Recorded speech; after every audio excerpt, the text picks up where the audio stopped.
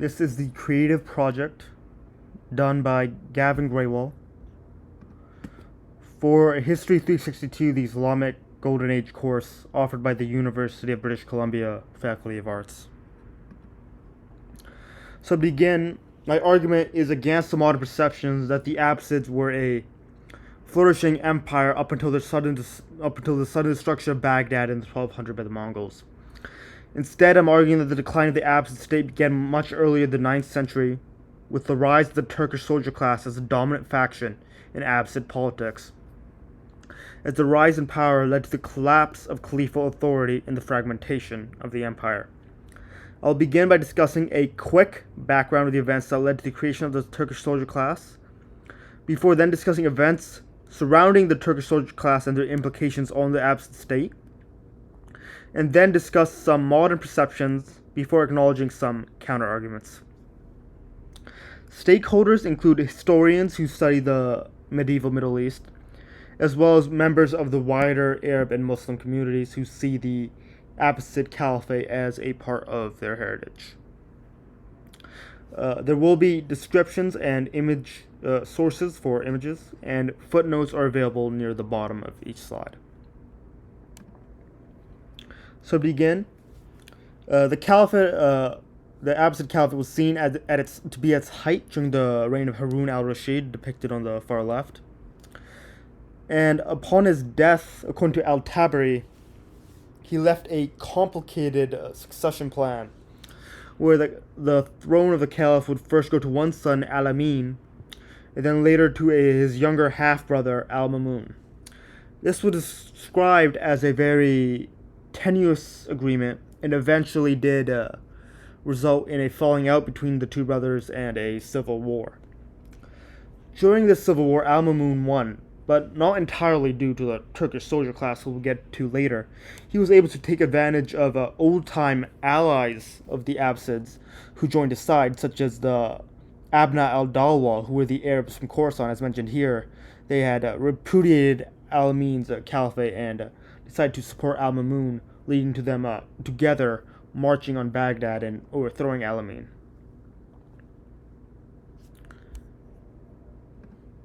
Moving on to the Turks themselves, they were probably already around, but before Al-Amin's reign, but it was during Al-Mamun's reign that they expanded, and they were under the control of Al-Mamun's younger full brother, Abu Ishaq. Abu Ishaq was mentioned by Rav Shanbeknova as not really being seen as having a political career by his father, Harun al-Rashid. He was left out of Harun al-Rashid's will, but he was very much a soldier. And Gordon mentions that during the Civil War, many Abna al-Dalwa were lost, because the empire was literally fighting its own troops. And in order to replenish the troops that were lost, as well as sort of extend the caliph's own authority, Al-Mamun ordered his brother Abu Ishaq to buy and train more Turkish slave soldiers. And the idea was they would have control over him.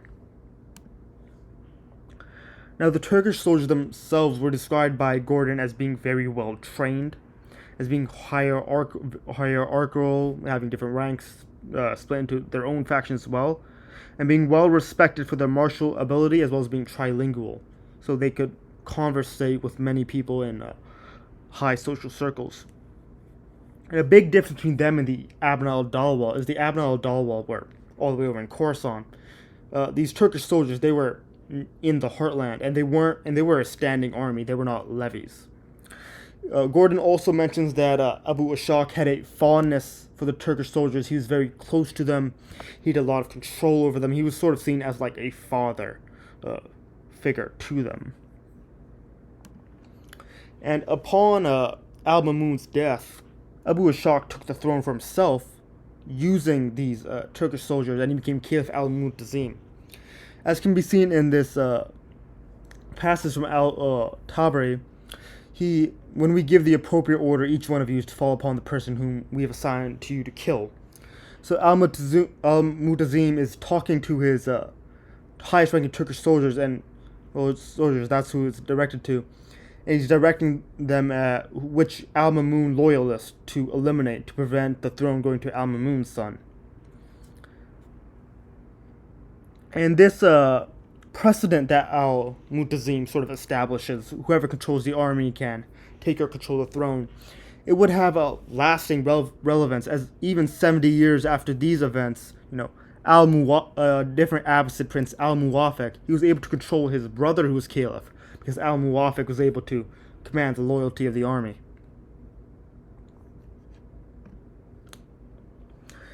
During Al Mutazim's reign, many longtime allies who weren't in the capital, who were in the provinces, were also destroyed, such as Ashinas and the Banu Halayn Arabs, as Tabri mentions.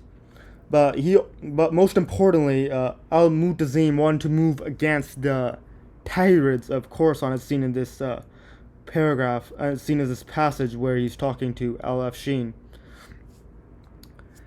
And this was important as Al-Mutazim would eliminate or belittle these sort of classic Abbasid allies in favor of the Turks. He would give the Turks more land. The Turks would have more of his ear. They would advise him, and he would also be given governorships. And the reason why he did this is because Al-Mutazim, he didn't like dynasties, because he looked back at the example of the Barmakids and the issues that they caused for Harun al-Rashid in the past. So his mindset was to sideline these local dynasties throughout the empire and concentrate more power into these Turkish soldiers who owed a lot of loyalty to him. Al-Mutazim would also found a new capital, Samarra. And this capital, as described by Karen Terry, was actually founded because the Turkish soldier class were causing so many problems in and around Baghdad that they had to move. And the purpose of this capital was to enhance the caliph's own power. But this capital, as mentioned by Ravshan Bekhanova, is also the home of the Turkish soldier class. They weren't outside the walls, they were in the complexes. And the Turks, they would use Samarra to hone their own power. Hoffman also mentions that after their move to Samarra, the Abbasids sort of became more princely, similar to their Umayyad predecessors. They're more involved in art rather than talking to the common people. And this potentially led to a disconnect. This was important, as even though the Turks were, as I mentioned earlier, inside this palace complex, they were also, in the governorships, garrisoning other cities. So they very much were both connected to where the power was and where the people was, and so they could spread their strength more throughout.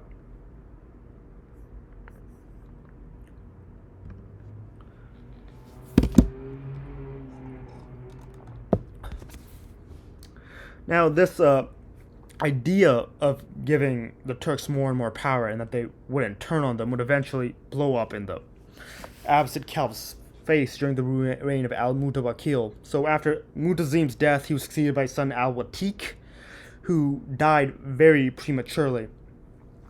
And a Turkish general named Wasif objected to Al-Watik's son coming to the throne. And then later, courtiers founded another son of Mutazim named Mutawakkil, who described as dressed in a shirt and trousers sitting with the sons of the Turks, showing that he had a big connection to the Turks, that he had grown up alongside them. The Turks, assuming that he would be loyal, they backed his claim to the throne.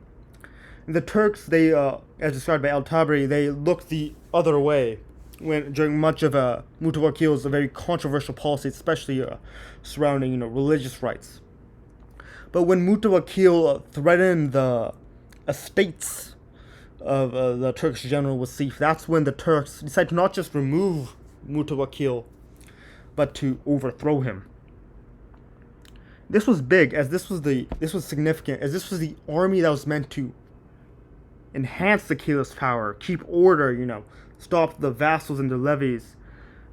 This was them instead just straight up overthrowing the caliph because they saw him as a threat to their own power. And it would not stop there, as the saying goes, in for a penny, in for a pound. After al-Mutawakil's death, he was succeeded by al-Muntazir, who the Turks had a falling out with, and replaced him with al-Musta'in, who decided to give the Turks a sort of a better deal and decided to give them control of the treasury. But he eventually abdicated and was succeeded by al-Muntazir's brother al-Mutaz, who was forced to pay off the Turks at a severe price. Al-Mutaz was eventually overthrown and replaced by al-Muqtadi, who was eventually overthrown and replaced by al-Mu'tamid, who, as mentioned earlier, he was the one whose brother, al-Muwafiq, was able to sort of control the Turks for him. Now, the anarchy is a significant development, as it wasn't a succession war like the past, where it was claimant versus claimant, with short civil wars between levies in the provinces. This was a prolonged court politics where a standing army, who essentially controlled the palace complexes, was trying to basically extract the best deal. Al-Musta'in, he's only giving us control of the treasury, well, Al-Mutaz, he's straight up paying us off. And they kept replacing caliphs, trying to get a better deal for them. And while this was going on, there was a lot of instability and neglect going on in the provinces. A great example of this instability was the Zanj Rebellion. As described by Dr. Philip Grand, this was not just any slave revolt, but bigger than any slave revolt before. The Zanj were able to raise taxes, mint their own coins, appoint qadis, and they were also able to defeat what was described as a revolving caste of Abbasid generals. This is important as the Zanj, essentially, for a prolonged period of time, they were able to create their own parallel structure in the middle of all this disorder. And this was not like all the way at the edge of the Abbasid Empire. This was near Kuwait and Basra. This was in the heartland, showing how much the Turks had hollowed out and distracted Abbasid authority during their presence at Samarra.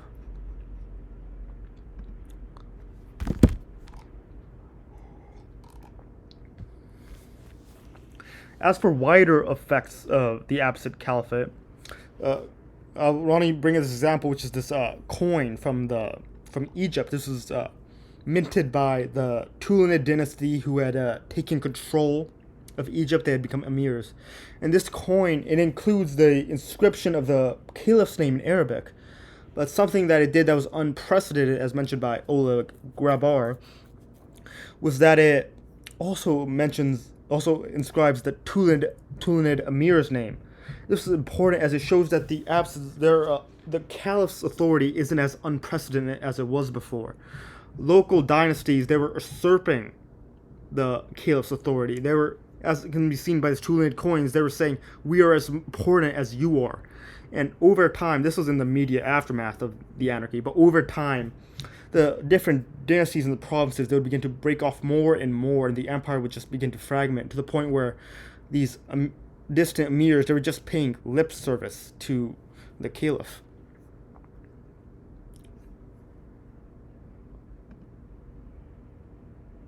Connecting to the present, growing up, there was this perception that the Abbasid Caliphate, or as it was generically referred to as the Islamic Empire, that it was entirely flourishing, that it was, stretching from Morocco to Pakistan, and it was flourishing up until the Mongols destroyed it. This perception, it discounts internal threats and tries to claim that the failures of the Abbasids was entirely due to external agency. And people often do this to parallel, other instances of external threats, such as, this meme here, which draws a parallel between the Mongol destruction of Baghdad and sort of Iraq 800 years ago, and the destruction that the U.S. pretty much caused 20 years ago. Another example is the assumption that they were still in a literary golden age by the time the Mongols showed up, which is incorrect. The golden age literary-wise sort of started to fizzle around the anarchy of Samarra because of all the instability that was being caused by the Turks. So in both these memes, you're seeing an issue where where problems are being outsourced to external agency, and they're also sort of generalizing the Abbasids to sort of being like the same static pan-Islamic empire throughout its entire period of existence, when really the pan-Islamic empire had very much fizzled out by the time that the Mongols had showed up.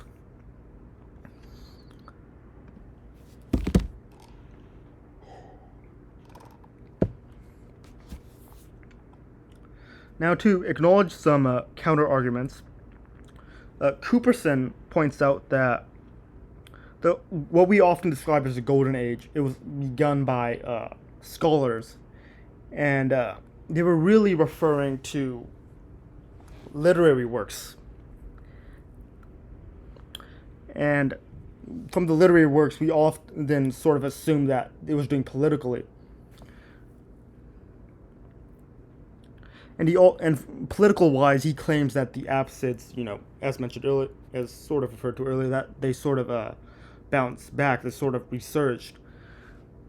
But to counter Cooperson, the literary Golden Age, it was able to happen because the Abbasids were at their height politically before the anarchy of Samarra, before the Turks were able to coerce the state. And even though the Abbasids did sort of resurge in a certain capacity, the empire undeniably began to fragment after the anarchy at Samarra, due to the Turkish soldier class's influence and meddling.